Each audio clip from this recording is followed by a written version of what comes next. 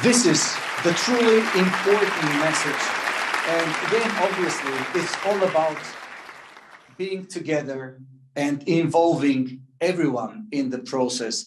Thank you so much, Commissioner Ferreira, for being with us. And I have the true pleasure to welcome here another commissioner, Commissioner Didier Reynders, who is Commissioner for Justice in charge of rule of law and consumer protection of the European Commission.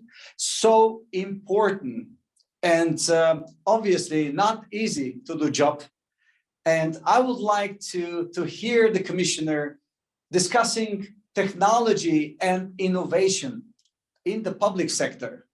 Commissioner Reynders, it's such a pleasure to have you with us. Good morning, everyone. I thank Dr. Rousseff and the Webit Foundation for inviting me to address you. Many of the topics that panelists will be discussing today relate to my work in the area of EU justice. My mission includes building a resilient and competitive economy while ensuring a just and fair society for all.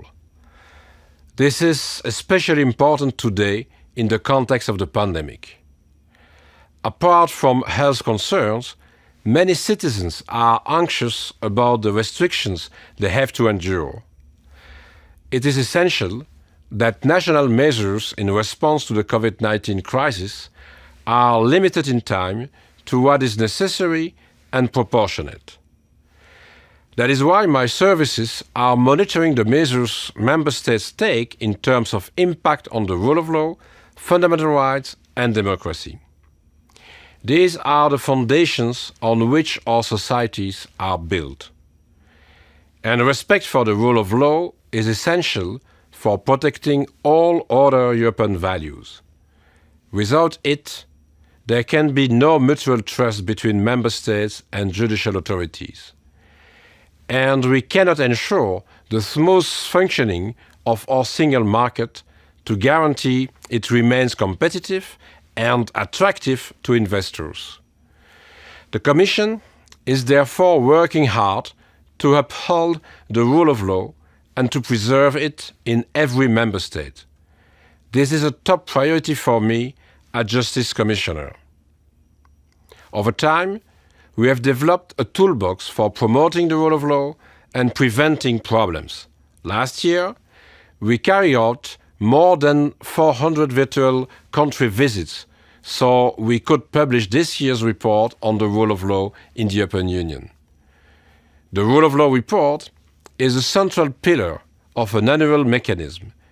It aims to protect rule of law by identifying areas where improvement can be made to prevent violations before they occur or worsen. It looks at both positive and negative developments in the 27 member states and feeds into the debate on the rule of law in 4 areas: the national judicial systems, the fight against corruption, pluralism and freedom of the media, and other institutional issues related to checks and balances. By stimulating debate on the issues, our aim is to create a genuine rule of law culture throughout the European Union. The next report will be ready in July 2022. As last year, besides the country visits, the Commission will ask member states and stakeholders to provide written input. For the first time, we will incorporate recommendations in the country chapters of the report. Another preventive tool is the EU Justice Scoreboard. It complements the annual rule of law report by providing comparative data on the independence, quality, and efficiency of national justice systems. To solve the problems, the Commission has at its disposal infringement procedures, Article 7 procedures, and since the 1st of January 2021, the conditionality mechanism. The rule of law conditionality regulation is necessary for protecting the Union budget against breaches of the principles of the rule of law that directly affect the EU's financial interests. It provides a basis for measures that can include suspending and terminating payments of EU funds or prohibiting new legal commitments and financial corrections. One of the Commission's main priorities for building a strong economy is bringing Europe up to speed with the digital age. Here, too, our European values must take center stage. The EU's approach to data protection is a good example of this in practice. Citizens will trust and use technology only if they are sure that their personal data are shared in full compliance with data protection rules. Our commitment to protecting privacy and personal data is why the rules of the EU's General Data Protection Regulation are the strongest in the world. The GDPR ensures that individuals remain in full control of their data and how it is used. Other countries around the world now look to the EU's rules as a model when developing their own data protection laws. And this is good for trade because it enables the free flow of data with trust between the EU and all like-minded partners.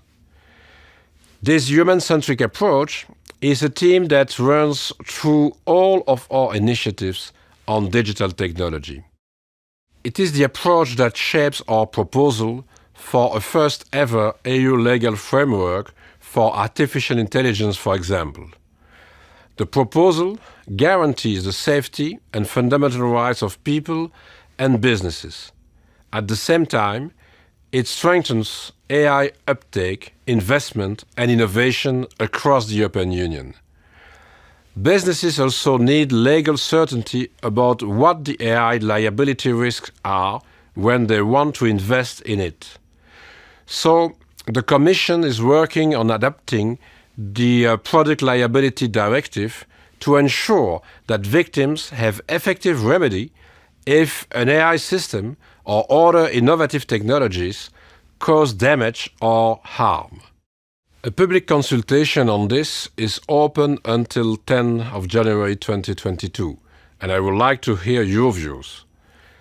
Lastly, we also put EU values at the heart of the Digital Services Act and the Digital Markets Act.